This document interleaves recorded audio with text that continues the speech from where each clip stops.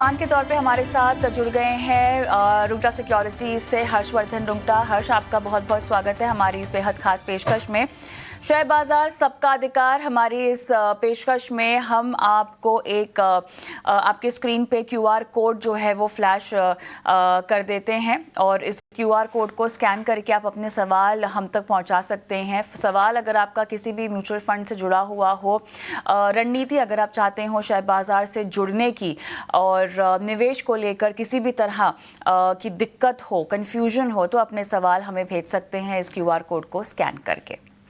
और राइट हर्ष, शुरू करते हैं। प्रकाश सोनी साहब का मैं सवाल लूंगी। इन्होंने ईमेल के जरिए अपना सवाल भेजा है हमें कानपुर से और 15 साल के लिए इन्वेस्ट करना चाहते हैं और किस तरह के फंड में इनको निवेश करना चाहिए। फिलहाल 2 फंड है देखिए इनके पोर्टफोलियो में। HDFC का मिड कैप अपॉर्चुनिटी 5,000 रुपये हर महीना SIP, क्वांट स्मॉल कैप 5,000 रुपये कर रहे हैं इसमें भी, और टोटल 15,000 की SIP स्टार्ट करना चाहते हैं और अगस्त 2024 में इन्होंने इन्वेस्टमेंट की शुरुआत की है और मल्टीपल फंड्स रखना चाहते हैं और अमाउंट को ये स्प्लिट भी कर सकते हैं जैसे आप इनको आदेश देंगे या गाइड करेंगे। फ़ोन लाइन पर मेरे साथ नहीं है, वरना और कुछ डिटेल्स भी हम इनसे अगर जानना चाहते तो पूछ सकते थे। बहरहाल 15,000 की टोटल SIP करना चाहते हैं, फिलहाल 10,000 की कर रहे हैं और 5,000 रुपये के लिए बताइएगा। फंड इन्होंने बहुत नेचुरली, जैसा कि आजकल सभी के पोर्टफोलियो में हम देख रहे हैं हर्ष, एक मिड कैप है और एक स्मॉल कैप है। और अब बताइए, कोई नया फंड जोड़ना है तो वो कौन सा जोड़ सकते हैं? जी हाँ कविता, इनके पोर्टफोलियो में आपने सही बताया, एक प्योर मिड कैप फंड है, एक प्योर स्मॉल कैप फंड है। तो अभी एक ये 5,000 रुपए की SIP और शुरू करना चाह रहे हैं, तो मेरा सुझाव इनके लिए ये रहेगा कि एक ये प्योर लार्ज कैप फंड के रूप में जोड़ सकते हैं या एक फ्लेक्सी कैप फंड जोड़ें, क्योंकि आज की तारीख में सारे जो फ्लेक्सी कैप फंड्स हैं उनमें अधिकतम जो एलोकेशन है वो लार्ज कैप का ही है। तो मेरा सुझाव ये रहेगा इनके लिए कि ये एक पारंपरिक फ्लेक्सी कैप फंड जोड़े अपने पोर्टफोलियो में, जिसमें अधिकतम जो एलोकेशन है वो लार्ज कैप की तरफ है। लार्ज कैप कंपनीज मतलब जो देश की टॉप 100 कंपनीज में आती हैं वो इनके पोर्टफोलियो में आ जाएगा। Mid cap and small cap इनके पास ऑलरेडी है। तो ये 3 अगर ये फंड्स रखते हैं, तीनों में 5,000 रुपए निवेश करते हैं, तो इन्हें मार्केट के सभी सेगमेंट्स में नए एक्सपोजर मिल गया है। और बाकी की जो इनकी 2 स्कीम्स हैं, जो HDFC मिड कैप अपॉर्चुनिटी और क्वांट स्मॉल कैप, ये दोनों में कंटिन्यू कर सकते हैं। तो 5,000 पारंपरिक फ्लेक्सी कैप और बाकी की 2 जो है वो कंटिन्यू कर लें। प्रकाश, हमारे साथ प्रकाश फोन लाइन पर जुड़ भी गए हैं। प्रकाश, क्या आपको मेरी आवाज आ रही है? हाँ यस मैम, आवाज आ रही है। हाय, आप क्या करते हो, क्या उम्र है आपकी? मैडम मेरी एज 28 ईयर्स है। ऑलराइट, चलिए, अच्छा लगा आपने अपना निवेश का सफ़र शुरू कर लिया 28 की उम्र में। कोई खास वजह मिड कैप और स्मॉल कैप स्कीम्स को ही आपने चुना? यस मैम, मैंने 3 इयर्स या 4 इयर्स 5 इयर्स के लिए मैंने चेक किया कि इसमें कितना रिफंड मिल रहा है, तो जस्ट मैंने स्टार्ट कर दिया उसका परफॉर्मेंस पे। चलिए, और लास्ट जिस तरह मार्केट का अप डाउन वगैरह चल रहे हैं तो मेरे को प्रॉफिट वगैरह कुछ मिला नहीं। तो मैं जस्ट सजेशन ये चाहता हूँ कि मैं किस टाइप के शेयरों, मतलब किस टाइप के म्यूचुअल फंड में इन्वेस्ट करूँ, तो आप मेरे को गाइड करो। अप्रोक्स में पर मंथ 15,000 से 18,000। थोड़ा सा कॉल पर लेट जुड़े हैं प्रकाश, क्योंकि आपका जो सवाल है उसका जवाब हर्ष ने दे दिया है और रिकमेंडेशन के तौर पे, क्योंकि आपने प्योर मिड कैप और स्मॉल कैप डाला है पोर्टफोलियो में, लार्ज कैप जो है आपको एक फ्लेक्सी कैप स्कीम उसके लिए रेकमेंड की गई है, पारंपरिक फ्लेक्सी कैप। और फिलहाल ये एक आप ऐड कर सकते हैं, अपने निवेश को बढ़ा सकते हैं। इसमें थोड़ा सा झुकाव लार्ज कैप की ओर ही है। क्या और कोई सवाल पूछना है, क्योंकि मेरा समय लगभग अब दूसरे कॉलर की ओर जाने का हो गया है। कुछ पूछना चाहेंगे आप हर्ष को? ये सर, मैं ये पूछना चाहता हूँ कि मैं इसे जो मैंने ऑलरेडी जो इन्वेस्ट कर रखा है इसमें शॉर्ट टर्म के लिए, मिड कैप में के लिए, तो मैं इसमें किसको स्प्लिट करना चाहता हूँ सर। स्प्लिट करना चाहता हूँ मतलब 2 या 3 पार्ट्स में थोड़ा थोड़ा अमाउंट स्प्लिट करना चाहता हूँ, 2,000 3,000। तो मैं किस टाइप के म्यूचुअल फंड आपने मिड कैप में शॉर्ट टर्म के लिए निवेश किया, क्या आपने ऐसा कहा? नहीं, शॉर्ट टर्म के लिए नहीं किया मैंने, लॉन्ग टर्म के हिसाब से किया है मैडम। बट मेरे को उस टाइम पे आइडिया नहीं था इतना, मतलब जस्ट इसलिए मैं उस समय कर दिया। अभी मैं उसको स्प्लिट करके अदर शेयरों पे भी, मतलब अदर म्यूचुअल फंड भी स्टार्ट करना पड़ता चाहता हूँ, 2 या 3 4,000 के। देखिए, बेस पोर्टफोलियो बनाना बहुत जरूरी होता है, जहाँ पर एक लार्ज कैप, मिड कैप और स्मॉल कैप स्कीम होनी ही चाहिए। गोइंग ऑन आगे हर्ष, टोटल इन्वेस्टमेंट जो कर रहे हैं 15,000 की, क्या 60% लार्ज कैप में कर सकते हैं? क्या थोड़ा सा अमाउंट कम कर दें निवेश का मिड कैप में और स्मॉल कैप में से? ऐसा क्या किया जा सकता है, खासतौर से स्मॉल कैप में अगर कम करना चाहें, अगर सिर्फ 3,000 रुपये करना चाहें तो?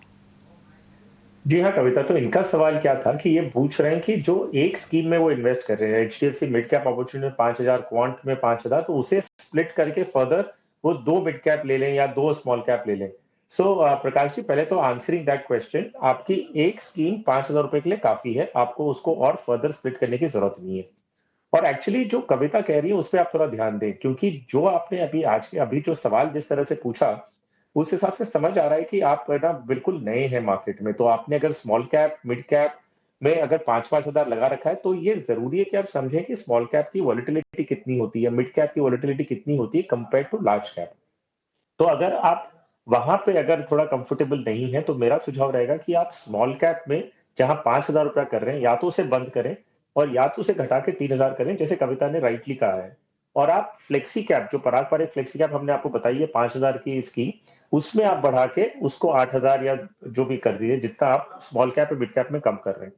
3 स्कीम काफी है, सिर्फ एलोकेशन पे आपको ध्यान देना होगा, डिपेंडिंग आप कितने कंफर्टेबल हैं वॉलेटिलिटी से और मार्केट को कितनी अच्छी तरह समझते हैं। ऑल द बेस्ट प्रकाश। हम आगे बढ़ते हैं और आनंद का सवाल लेंगे ईमेल के ज़रिए। हर्ष, आपके पास होगा इनका सवाल। 5 CR का गोल है, फंड्स बहुत सारे हैं तो मैं नहीं पढ़ूंगी। टोटल 17,100 निवेश कर रहे हैं SIP। करंट वैल्यू लगभग 2,37,000 की है और 20 साल बने रहेंगे इस पोर्टफोलियो में। कहाँ पे फंड्स, कहाँ पे ओवर डिवर्सिफिकेशन है और बहुत रिस्की भी है इनका पोर्टफोलियो। जिस तरह की बाजार में उतार चढ़ाव फिलहाल हमें दिखाई दे रही है, आई एम श्योर ये अपने पोर्टफोलियो को देखकर फिलहाल खुश नहीं महसूस कर रहे होंगे। जी हाँ कविता, ये 17,100 रुपया हर महीने का इन्वेस्ट कर रहे हैं और उसके लिए इनके पास 11 स्कीम्स हैं, जिसमें बहुत सारी थीमेटिक सेक्टर फंड्स भी हैं। तो मुझे नहीं लगता कि ये सही तरीका है, इसके इनके पोर्टफोलियो में कंसोलिडेशन का स्कोप बनता है। तो आगे जाते हुए सिर्फ 4 स्कीम इन्हें रेकमेंड कर रहा हूँ जो इनके पोर्टफोलियो से ही है। तो इन्हें बदलाव, कोई नई स्कीम जोड़ने की जरूरत नहीं है, सिर्फ अमाउंट से इन्हें बदलने होंगे। तो bank of India flexi cap fund, जो पहले मल्टी कैप हुआ करता था, इन्होंने नाम मल्टी कैप के हिसाब से ही भेजा है, लेकिन वो अभी बदल के फ्लेक्सी कैप हो चुका है। So bank of India flexi cap fund में 5,000, आईसीआईसीआई प्रू वैल्यू डिस्कवरी में 5,000, कोटक इमर्जिंग इक्विटी में 5,000, और एक स्मॉल कैप अगर रखना चाहें तो एक्सेस स्मॉल कैप। अगर ये कोई सेक्टर या थीमेटिक फंड रखना चाहें तो या तो एक्सेस स्मॉल कैप या कोई भी एक सेक्टर या थीमेटिक फंड इनके पोर्टफोलियो में जो है और ये रखना चाहते हैं, तो उसे रखें 2,100 रुपए के लिए। बाकी इसके अलावा जितनी इनकी स्कीम्स हैं उन सब में से रिडीम कर लें, और रिडीम करके जो अमाउंट इन्हें लमसम के रूप में आएगा बैंक अकाउंट में, वो फिर से इन्वेस्ट कर दें इन्हीं 4 स्कीम्स में। तो इनके आगे जाते हुए पोर्टफोलियो 4 स्कीम का ही रहेगा। और जो इनका टारगेट है, ये चाह रहे हैं कि 20 साल में इनके पास करीबन 2 करोड़ रुपए इकट्ठा हो। तो जो करंट इनके पास फंड वैल्यू है 2,37,000 एंड 17,100 की जो SIP कर रहे हैं, अगर हम इसे 12% से अनुमान लगाते हैं कि आगे जाते हुए CAGR ग्रोथ होगा, तो इन्हें ये 2 करोड़ का एक्सपेक्टेड जो वैल्यू है वो इन्हें मिल सकता है। तो बदलाव मैंने स्कीम से बता दिए हैं, एलोकेशंस बता दिए हैं, तो इन्हें सिर्फ ये बदलाव करने होंगे, नई स्कीम्स जोड़ नहीं रहे, सिर्फ अमाउंट की हम अमाउंट बदल रहे हैं। चलिए और आगे बढ़ते हैं और सुनील कुमार साहब फोन लाइन पर मेरे साथ हैं। नमस्कार। नमस्ते मैडम, कैसे हैं सर आप? कविता मैडम को नमस्ते। जी सुनील जी नमस्कार सर। बिल्कुल ठीक हूँ, मैं रेगुलर व्यूअर हूँ मैडम, आपके प्रोग्राम को अक्सर देखता हूँ। अच्छा सर, धन्यवाद। अच्छा लगा सर जानकर कि आप लगातार देखते हैं। बताइए सर, कैसे आपकी सहायता कर सकती हूँ आज? सहायता है मैडम कि जैसे कि पारंपरिक फ्लेक्सी कैप तो ठीक चल रहा है। 15 रुपए को ब्लू चिप में हम 2021 से इन्वेस्टमेंट कर रहे हैं, उस समय अच्छा था उसका मतलब परफॉर्मेंस, तो उसमें हम कंटिन्यू करते रहे। तो क्या कंटिन्यू करते रहे कि स्टॉप कर दें? ओके। दूसरा ले लें, क्योंकि हमारे पास 5 साल से ज्यादा समय नहीं है मैडम। अच्छा। 2030 तक मैं करूंगा। अच्छा, ओके। और लगता है कि कहीं फंड चेंज करते रहे तो कभी इसका खराब कभी उसका बढ़िया, ऐसे भी होते रहता। हाँ बिल्कुल सही कह रहे हैं आप, बिल्कुल सही। और भी कोई फंड्स है पोर्टफोलियो में sir? SBI Contra, Motilal Oswal mid cap? Motilal Oswal mid cap है। हाँ, लेकिन उनसे परेशानी नहीं है आपको? कॉन्ट्रा है। नहीं, इस समय परेशानी नहीं है। मिड कैप स्मॉल कैप तो अभी गिरा हुआ है, तो भी गिरा हुआ है, उसके लिए परेशानी नहीं है। ठीक है। गिरने से मैडम मैं नहीं डर रहा हूँ, तो गिरते चढ़ते रहता है बाजार, उसके लिए मुझे भय नहीं है। सही बात है सर। कितना इकट्ठा करना चाहते हैं 2030 तक? क्या रिटायरमेंट का लक्ष्य है? देखिए मैडम, अभी तक हमारे पोर्टफोलियो में 70 लाख जमा हो चुका है। 70 लाख? 17। ओके, हाँ, ठीक तो है। कम से कम सोच रहे थे कि 30 लाख तक हो जाता रिटायरमेंट पर्पज से, तो ठीक रहता हमारे लिए। सर आपको पेंशन मिलेगी ना? पेंशन बहुत कम मिलेगी मैडम, 4000 पेंशन मिलेगी। हम प्राइवेट जॉब करते हैं। तो सर इस पोर्टफोलियो में से फिर 2030 में मान लेते हैं अगर आप रिटायर हो रहे हैं, तो इस पोर्टफोलियो में से कब से कितने पैसों की जरूरत पड़ेगी आपको? जैसे हमारा प्लानिंग है मैडम कि जैसे मान लीजिए कि इसमें अगर 30 लाख हो जाता है और जो पीएफ मिलेगा उसको 20 लाख और मैं इसमें लमसम कर दूंगा इन्हीं फंड में या कोई दूसरे फंड में।